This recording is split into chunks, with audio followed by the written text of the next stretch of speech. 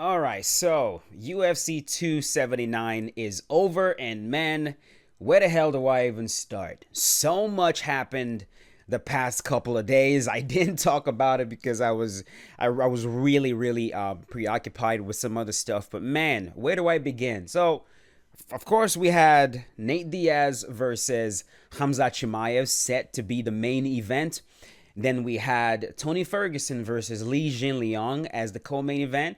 And then, of course, we had Kevin Holland versus Daniel Rodriguez also on the main card. These are the three fights that we were all really looking forward to. And then the initial report we got was that Khamzat Chimaev and Paulo Costa got into it for whatever reason. Now, we're still going to go back and talk about this whole Khamzat Chimaev issue in more detail. I'm gonna gloss over most of what happened, because I'm pretty sure you guys already know all the details, anyways.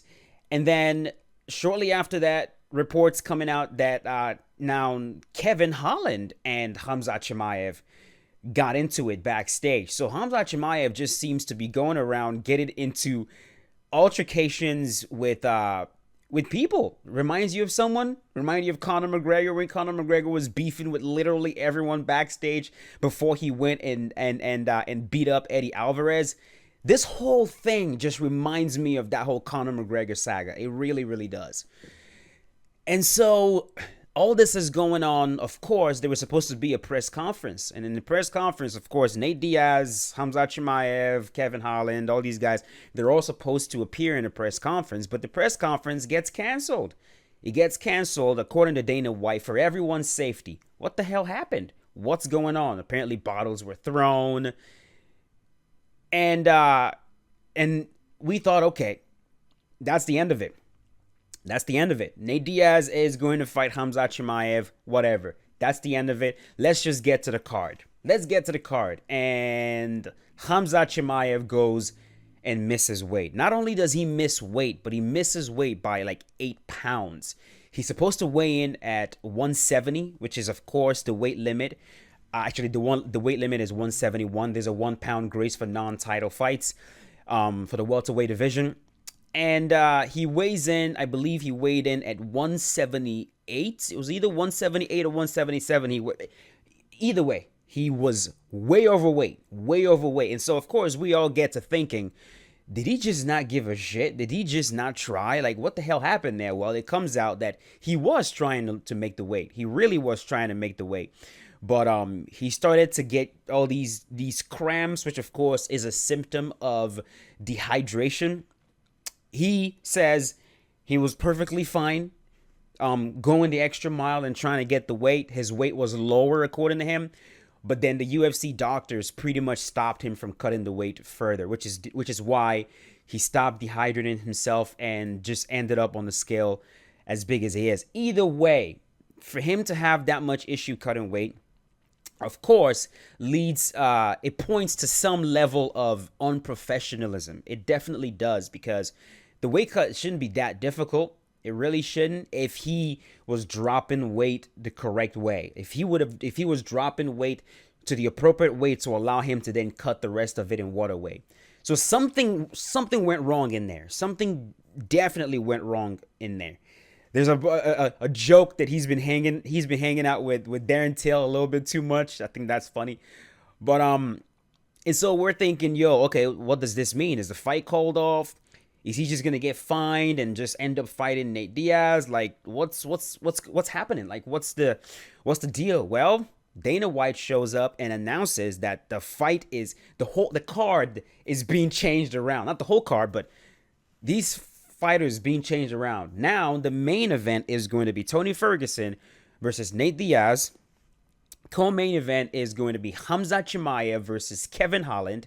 And then Daniel Rodriguez will get a fight against Jingliang. Now, in my opinion, as well as the opinion of pretty much everyone else, this is the better fight card. Flat out is. Because now we're going to get more competitive matches out of all of them. Nate Diaz versus Tony Ferguson is a more competitive fight than Nate Diaz versus Khamzat Chimaev. Let's just be real about that.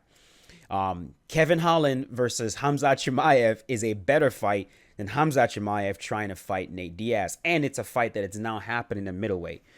And Jingliang also gets a solid opponent in Daniel Rodriguez. So all these guys, they all pretty much are taking new opponents on short notice. And thank God they all said yes. You know, they were all down to do it. Every one of them was like, fuck yeah, let's go. Who gives a crap? Let's do it. Especially Kevin Holland. I think out of all of them, man, Kevin Holland saying, yeah, let's go. And knowing that he's about to fight Khamzat Chimaev, it's very impressive. This is not... It's not to say that Kevin is afraid of Khamzat. I mean, Kevin has been calling out Khamzat Chimaev for a while. He's wanted to fight him for a while, but I know for a fact that he would have preferred to have a fight camp. He would have preferred to have a camp where he focused a lot on grappling, takedown defense, submissions off of his back, going into a fight against Khamzat Chimaev, and that's not what he would have had to deal with against Daniel Rodriguez. It wouldn't have, I mean, he would have probably faced some grappling, but it wouldn't have been on the level that we saw tonight at all. And so we get to the main card, and first of all, the fight between Jingliang and Daniel Rodriguez was a powerful fight. It was a great fight.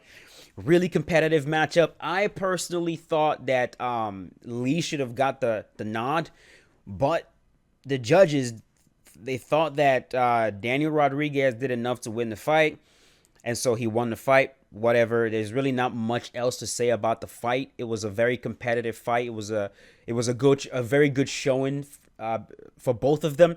And now we move on to my personal most anticipated fight of the card. Not only because it's Khamzat Chimaev that we're dealing with, because these two guys now have beef. I mean, how do you go from both of them getting into it backstage but not really scheduled to fight each other, to now 24 hours later, I'm gonna be fighting this guy that I almost came to blows with backstage? That's incredible.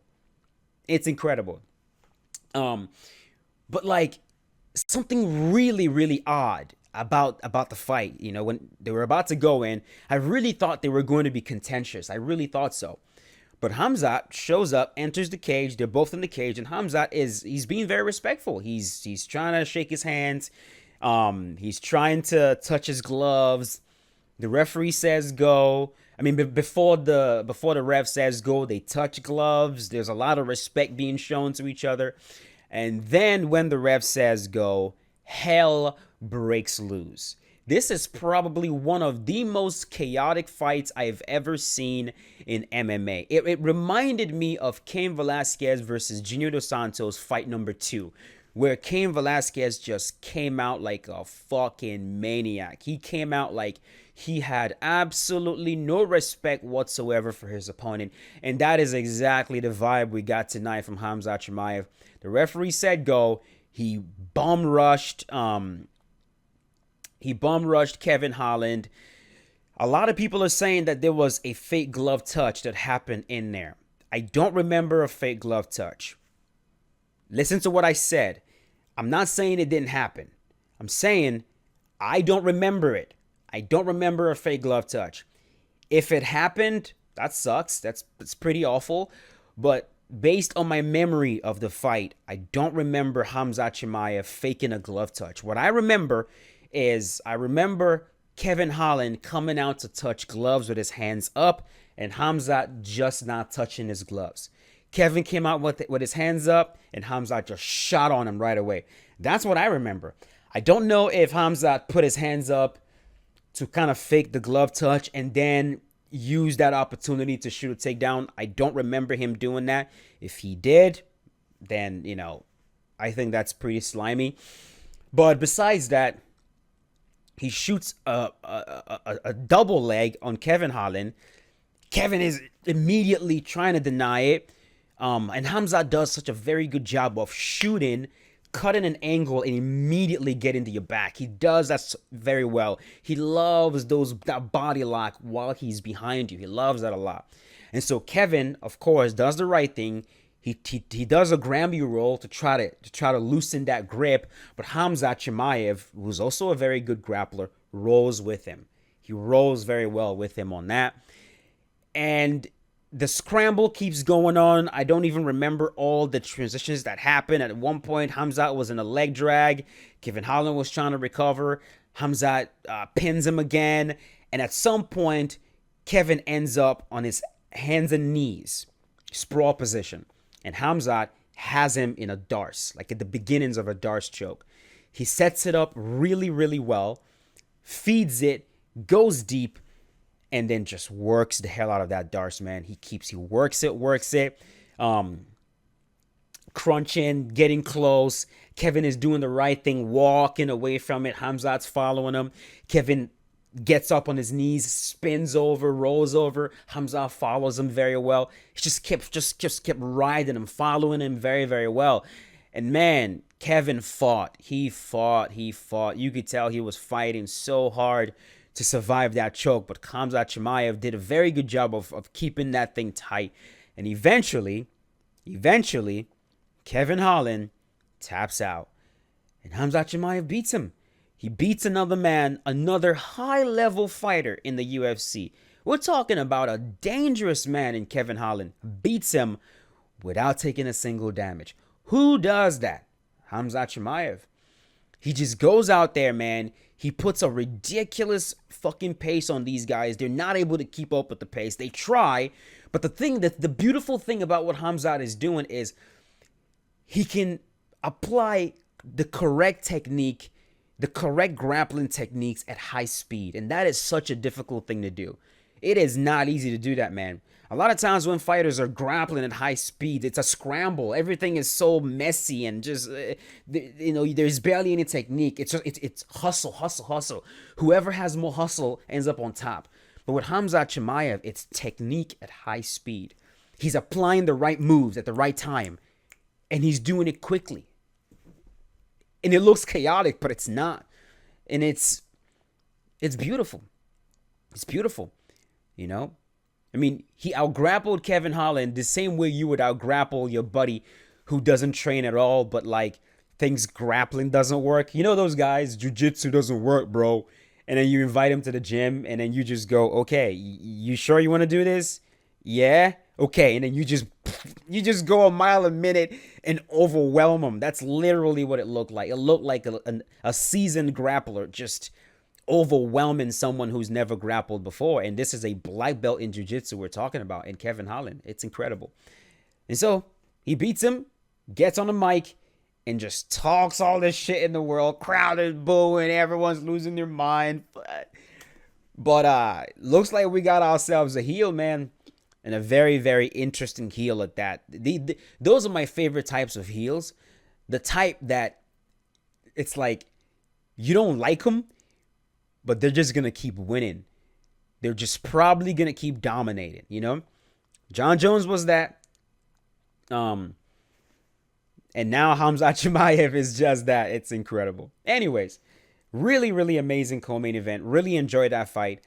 And I can't wait to see what happens next with Khamzat. And so we get into the main event. Main event being Tony Ferguson now fighting Nate Diaz, which a much better fight. Much better fight for Nate Diaz. You know, this is the last fight on his contract.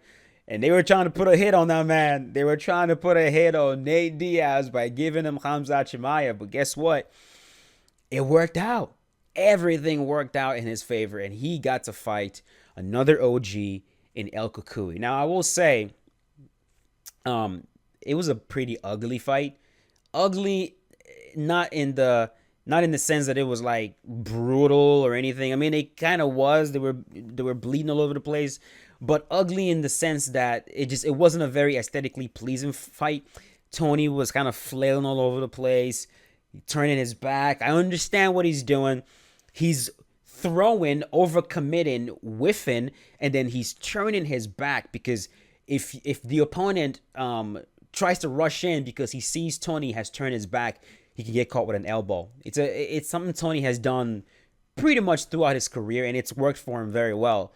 And so he was doing that. He was doing a lot of that. And then at some point, Nate was like, dude, there was a point in the fight where I genuinely thought that Nate Diaz was going to walk out of the octagon. Like he was like, I'm done. I'm done. I'm done. And he starts walking to the cage door, and I was like, oh shit, is this dude literally about to like straight up just walk out of the octagon? I'm done. Like is he about to do that? But he didn't. He was just taunting the hell out of Tony. They were showing respect to each other, doing a very good job, just boxing each other up. Shockingly though, Tony Ferguson was not able to do a lot of damage to Nate Diaz face wise. That's what I mean. Tony busted his right leg up with beautiful inside leg kicks. He was going shin to shin, which is a very Tony Ferguson thing to do. If there's anyone that will gladly smash their shin into your shin, knowing there's a potential that their shin can snap in half, Anderson Silva and Chris Weidman style, oh, it's Tony Ferguson. He'll gladly do it all day long. That dude is freaking crazy, man. And so he's slamming shin to shin over and over again. Nate's right leg is all busted up. And Tony's own left leg is busted up from getting a kick check by Nate Diaz. Tony is cut up in his right eye. His other eye is bleeding. He's bleeding all over the place. I think Nate was cut like a little bit under the lip.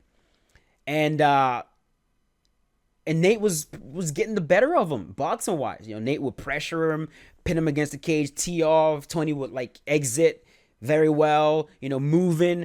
His movements were very exaggerated. His defensive head movement was very exaggerated. And then later in the rounds, Tony shot a takedown, and man, flashes of Conor McGregor shooting a takedown on Nate Diaz. And you know what's funny? The fight simulation that I did for Nate Diaz versus Khamzat Chimaev, that was happening over and over again. Every time Chimaev was shooting on Nate Diaz, Nate would get him in that guillotine. You remember that? He was shooting, Nate would get him in the guillotine, Nate would get him in the guillotine. And we talked about that. I talked about how that is a legit threat. It's a legit threat that Nate Diaz has in his back pocket. That guillotine. Conor shot in on Nate Diaz, ended up in the guillotine. Conor spun out very well. Nate followed him, mounted him, choked him out. But this time, El Kukui shoots in.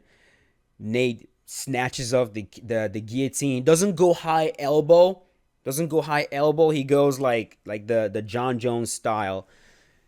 And man, Tony Ferguson taps.